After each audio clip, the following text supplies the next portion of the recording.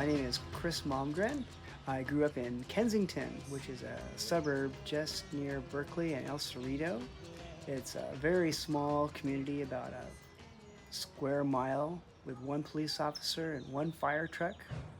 So I got to know all the people in the area, and they knew me, and they especially knew my dog. I had a black Labrador.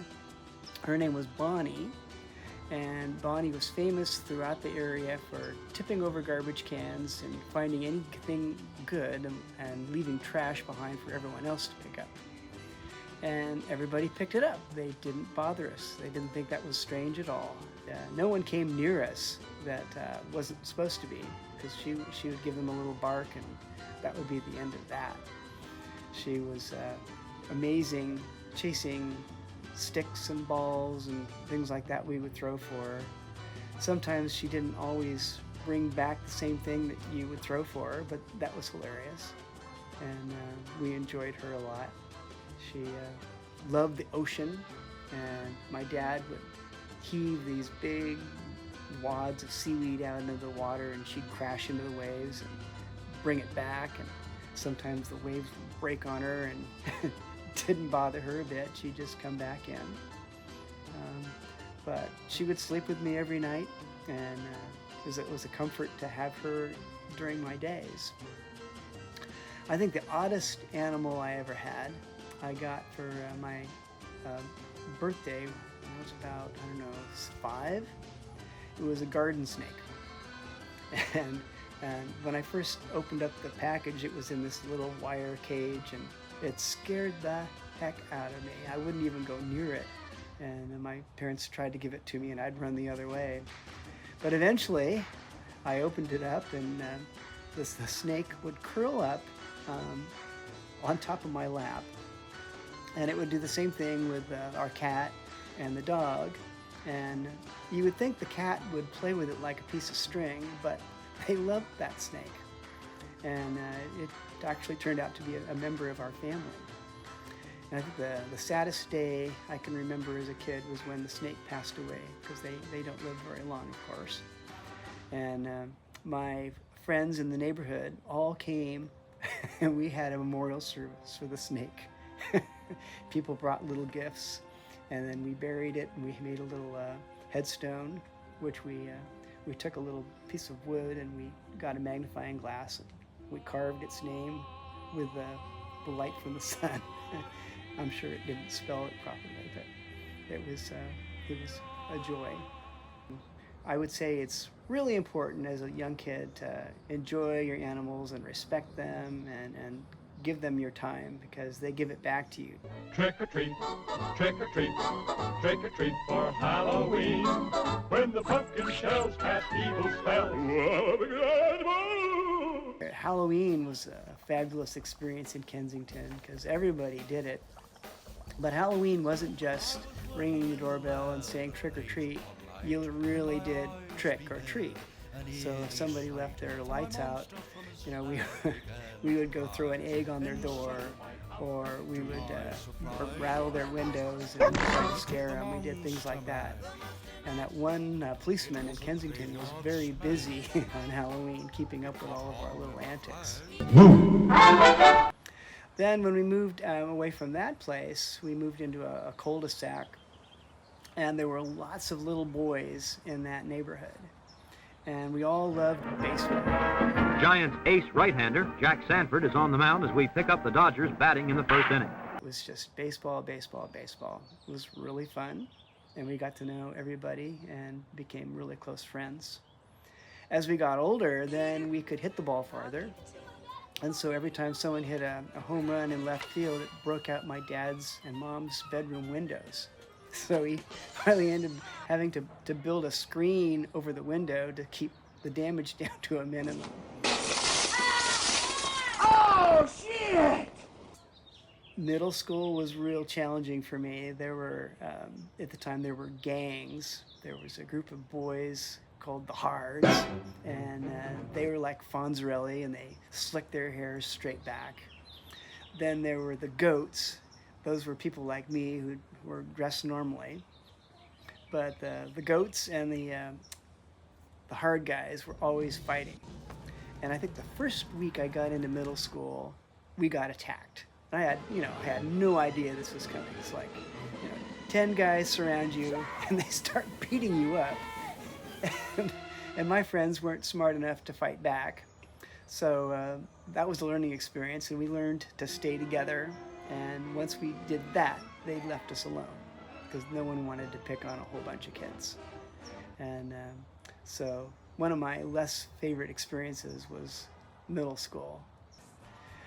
Let's see, I learned to drive in Kensington.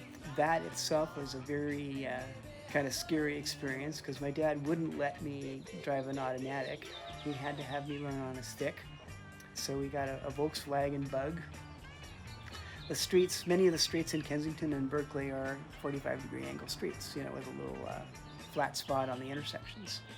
And he said, okay, you're going straight up this street, and when you get to right before the intersection, you can't use the brake. You have to use just the clutch and just the power to keep you in one spot. And I have to say, before I learned how to get up that street, I must have killed that poor engine like 100 times, and I was in tears. But by the time I got to the top of the hill, I knew how to drive a clutch. So that was kind of a fun experience. High school was really fun. I was very active in marching band, and I was a swimmer.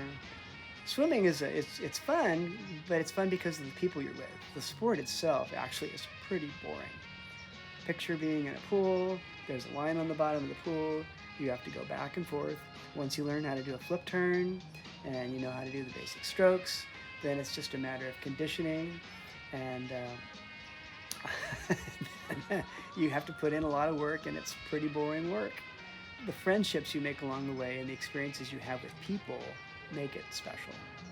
One of my friends that I still spend a lot of time with, he's a retired manager of a restaurant. He had Mediterranean food, fabulously successful. But in high school, he was a total dork. So, case in point, it's his race, and he dives into the pool, didn't have a drawstring on his swimming suit. His swimsuit is down by his ankles, but he's so competitive he did not stop. So he keeps swimming, and everyone on the side of the pool is watching his bare bottom go across from one side to the other. He finished the race without losing it completely. But to this day, they don't call him Chris, they call him B.A. It's just funny, And we always share that story, and he and I have had other ones too that we're not going to mention the bad ones about me. They are equally as bad.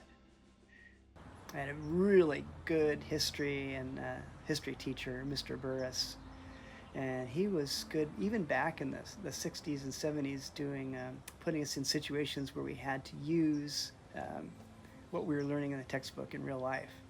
So we had a convention where we wrote a constitution. We got to be in Congress and act out being House of Representatives and putting a bill and passing it into a law. I'm just a bill, yes, I'm only a bill, and I'm sitting here on Capitol Hill. So that got me very interested in political science.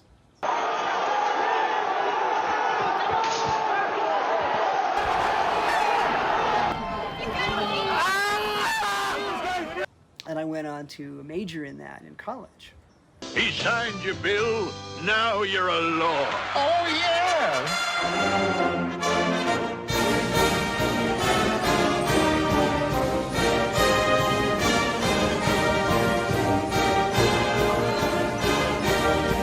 Oh, that was later. The play was when Cal was playing Stanford. There was time enough for a kickoff before the end of the game, and we were all certain that the local home team was going to lose.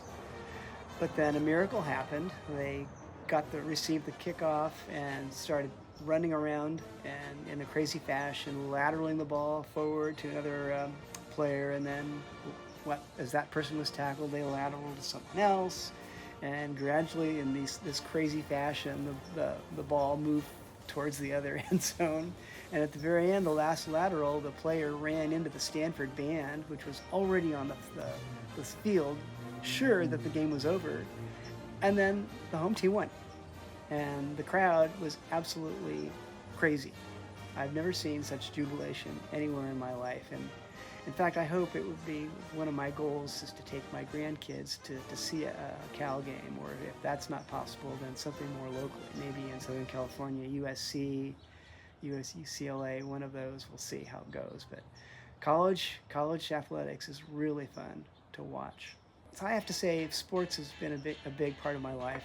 Just in general, I think getting outside and being away from your troubles, sports and outside activities force you to be in the moment.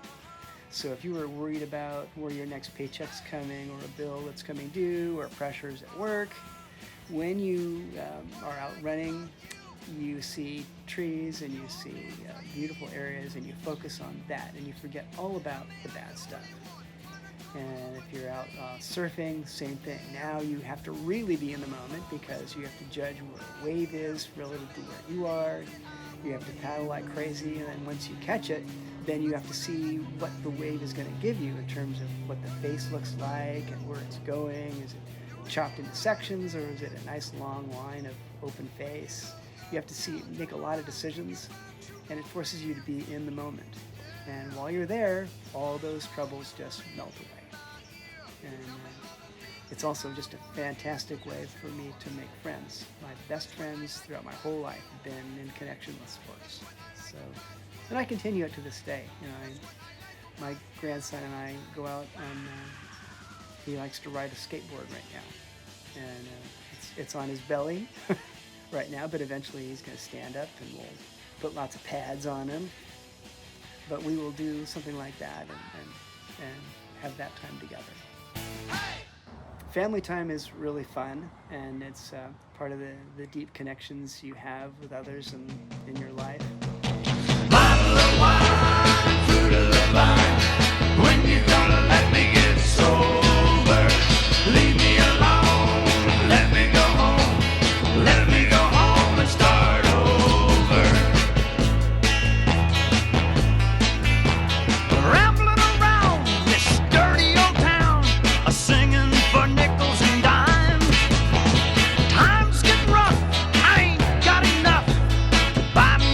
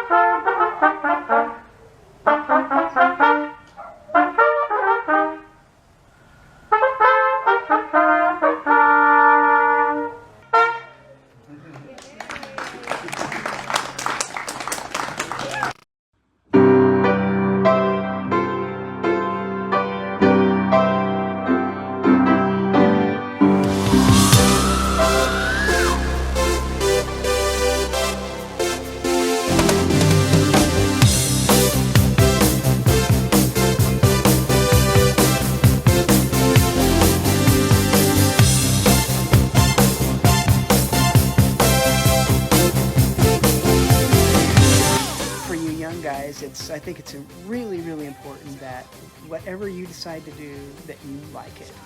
If you allow yourself to get into a job that you're not really happy with, it just makes every day a little harder. But if you can find something that you get up and you get to say, okay, I get to do this, you're going to be happy and you're going to make a lot more money and be more successful. So that's my 2 bits of advice for you guys.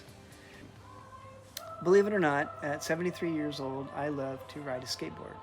I've gotten friends in different places of Napa who always came out and said, "What are you doing?" There was one guy who I ended up having to kill a whole session because he wanted to convince me that it was stupid for somebody my age to get on a skateboard. And he said, there's so many more things you can be doing with your life. And he said, it's just a bad thing to show kids. And so then I had to show him how I did it. And he said, well, okay, I will let you do it this once. And then he talked to me again. And gradually over time, I brought him on to my way of thinking, but he still gives me kind of a strange look.